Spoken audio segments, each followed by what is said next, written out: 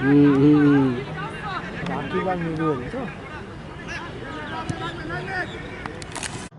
নিজের দলকে দেখে নেওয়ার জন্য মোহনবাগান কোচ সার্জিও লোবেরা দুটো প্র্যাকটিস ম্যাচ রেখেছিলেন। প্রথমটা ছিল পুরুলিয়া মানবাজার বিবেক একাডেমির এগেনস্টে, এবং এই একাডেমি জঙ্গলমহলের একমাত্র এআইএফএফ স্বীকৃত একাডেমি, যে কারণে এই টিমটার এগেনস্টে নিজের টিমকে দেখে নিতে চেয়েছিলেন। এবং যে প্রথম ম্যাচটা হলো সেই ম্যাচটাতেই মূলত কিন্তু দেখা গেল যে এবারের মোহনবাগানের সম্ভাব্য একাদশ যারা হতে চলেছেন সেই সম্ভাব্য একাদশটাই কিন্তু এই টিমটায় থাকলো, এই ম্যাচটায় থাকলো।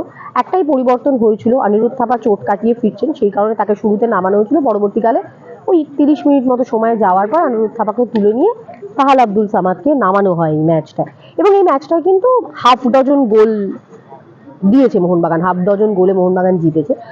সবার আগে যেটা করব এই ম্যাচের গোলগুলো অবভিয়াসলি দেখা।